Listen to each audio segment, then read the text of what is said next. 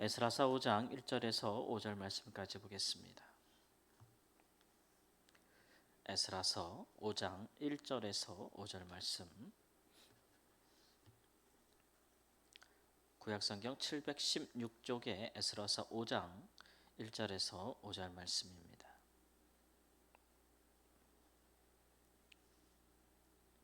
(5장 1절) 말씀.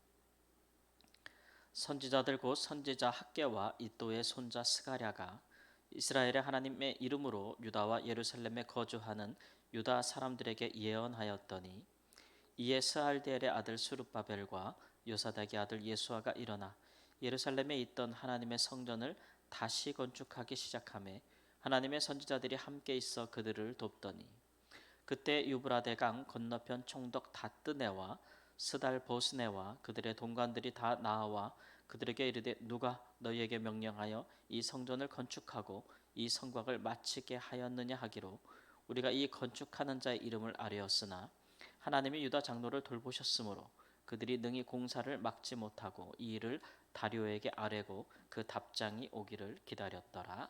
아멘. 성전의 건축이 다시 시작했다라고 하고 있습니다. 성전 재건을 중단한 지 16년 만이죠. 사마리아인들이 성전 재건을 아주 적극적으로 해방하지 않았습니까? 심지어 아닥사스다 왕의 또 조서를 받아내 가지고 그들이 이제 공사를 일시적으로 중단시켰는데, 우리가 또 어제 살펴봤듯이 물론 외부적으로 공사를 중단할 만한 원인이 생겼지만, 그러나 사실은 내부적으로 이스라엘이 이러한 어려움이 왔을 때에 그들이 성전 공사를 할 수 있는 마땅한 이제 명령 또는 조서를 이미 갖고 있었음에도 불구하고 그들이 적극적으로 공사를 지속하지 못한 것은 내부적인 원인이 있었을 것이다. 우리가 이제 학개서나 스가랴서를 보고서 이제 짐작할 수 있는 것이죠. 다시 공사를 재개했다라는 것은 외부적인 어떤 원인이 제거됐기 때문에 그런 것은 아닙니다. 여전히 공사 중단 명령은 유효했고 같은 상황이었는데, 다만 시간이 바뀐 것은 이제 왕이 바뀌고 그 다음에 그 강서쪽 지역의 총독들이 좀 바뀌었죠. 15년이 지났으니까 바뀌지 않았겠습니까?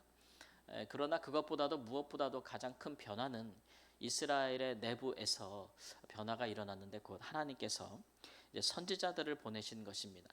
이 사람들은 이제 2차에 귀환할 때 오지 않았을까, 특별히 에스라 선지자와 함께 오지 않았을까라고 생각하고 있는데, 이 선지자들의 활동이 뭔가 이스라엘 백성들 안에 내부적인 변화를 일으켜 준 것이죠.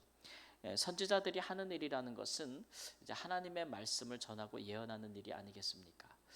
참 선지자들은 임의로 자의로 얘기하지 않고 하나님께서 그들에게 주신 말씀을 이야기하니까, 오늘 말씀에도 보면은 선지자들이 항상 말씀할 때 이런 형식이 있죠.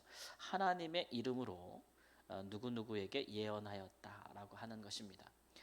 이것이 이제 흩어졌던, 낭망했던 혹은 공사 중단 명령에 그들이 포기했던 그런 유대 지도자들의 마음으로 움직여서 다시금 이제 선전을 다시 시작하게 했다라고 하는 것입니다. 여기에는 이제 그 대제사장들뿐만 아니라 또 장로들도 포함되어 있겠고, 왜 이 사람들이 심경의 변화를 가져오게 되었는가? 그렇게 보면은 하나님의 말씀이 이제 그런 능력이 있지 않습니까? 하나님을 믿는 사람들이라면 하나님의 말씀을 가장 귀히 여기겠죠.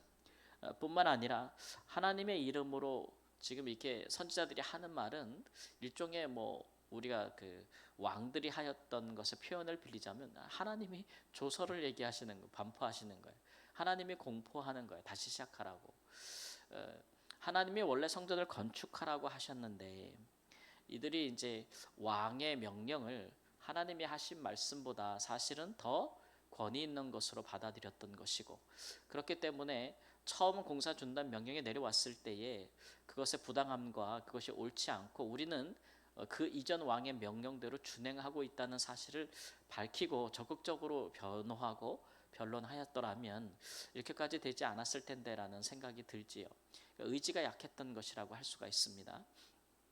그러나 하나님의 말씀을 듣고 나서 선지자들의 사역은 그들 가운데 그들이 잃었던 믿음을 다시 일으켜주고 그들의 신앙을 다시 이렇게 다시 살려주고 또 하나님의 뜻을 행하지 않을 때에 그들 가운데 결코 하나님의 축복이 없음을 알려주는 것이죠. 우리 학개서를 가보면은 학개서가 이런 식으로 성전 재건을 독려합니다. 너희들이 그 성전을 중단하고 나서 그래서 너희들이 잘 됐느냐 이렇게 이제 반문하죠.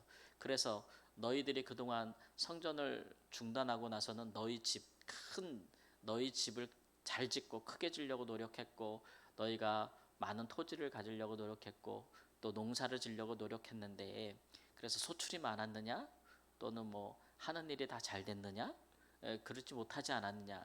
그래서 뭐 자연재해도 있고 환경에 어떤 그런 재해들도 있고 풍부한 소출을 올리지 못하고 여러 가지 어려움이 더 많지 않았느냐 이렇게 이제 이야기합니다. 그거 왜 그런 것인 줄 알아? 하나님의 뜻을 제쳐놓고 너희가 원하는 것만 집중했기 때문에 그런 거야. 삶의 우선순위가 바뀌었기 때문에 그런 것이라고 지적하거든요. 근데 그런 것들에 이제 반응한 것이죠.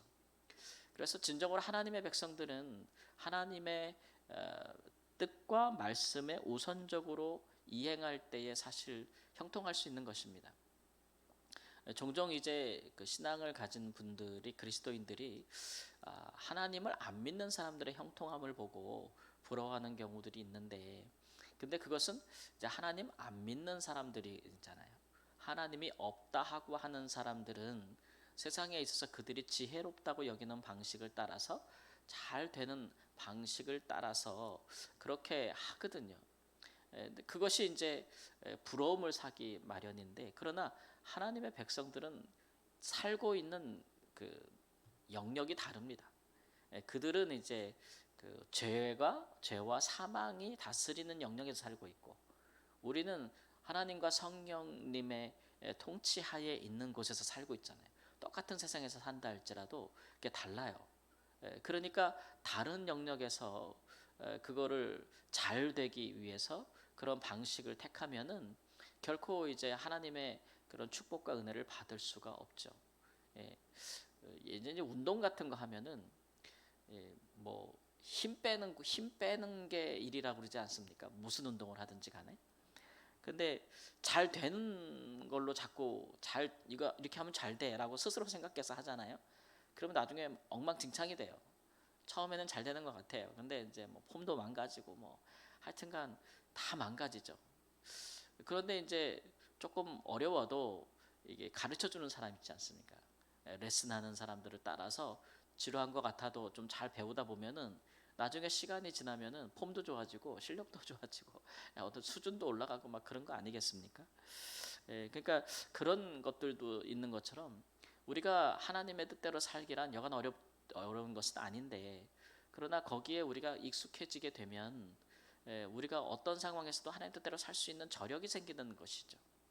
하나님은 이제 그런 수준까지 우리가 가기를 바라시는 건데 쉽게 포기하는 것은 하나님이 원하시는 게 아니다. 사실 하나님은 다 준비가 돼 있어요. 오늘도 말씀에 보니까 그렇게 공사를 다시 시작하니까 아닌가 달라요. 이 강 건너편은 총독과 그런 관리들이 아주 들이닥쳐가지고 색출하잖아요. 누가 너희에게 명령하여 이 성전을 건축하고 이 성곽을 마치게 하였느냐? 누가 너희에게 이렇게 말하니까 막 겁나잖아요. 누구야? 이름 대, 막 이거 아닙니까? 이 공사를 시작하게 한 우두머리가 누구야? 이렇게 하면서 막 이름 대라고 막 해서 이름 적어가는 거예요. 떠든 사람 누구야 이런 것처럼 무섭잖아요. 이런 무서운 것 때문에 중단한 것이고, 그러니까 지도자들이 책임을 지지 않으려고 생각하면 그 공동체는 와해되는 것이죠. 지도자라 함은 그들이 결정하고 앞서서 행한 일에 대해서 책임을 지는 사람들입니다. 책임을 회피하고 그런 어려움들을 감수하지 않으려고 하는 공동체 지도자들이 있다면 그 공동체는 그 본래 목적을 이룰 수가 없죠. 그렇기 때문에 색출하는데 근데 5절 말씀 보니까 하나님이 유다 장로들을 돌보셨으므로 그들이 공사를 막지 못했다 이렇게 이야기하고 있어요. 그러니까 색출하고 막 두려운 공포 분위기를 조성했지만 유다 장로들의 용기가 꺾이지 않았다. 전과 달랐다 이런 말씀을 의미하는 것이고 그 이유가 뭐냐 그러면 하나님이 유다 장로를 돌보셨다 이렇게 얘기했는데 이게 이제 좀 더 우리가 표현을 달리 번역하자면 하나님의 눈이 유다 장로들 위에 있었다 이런 얘기예요. 그러니까 하나님의 눈이 이렇게 계속 지켜보고 있는 거예요. 이 두 장로들을 유심히 지켜보고 있는 거예요. 뭐 하려고 지켜보시겠어요? 지켜주시려고, 보호하시려고 이렇게 하고 있었다.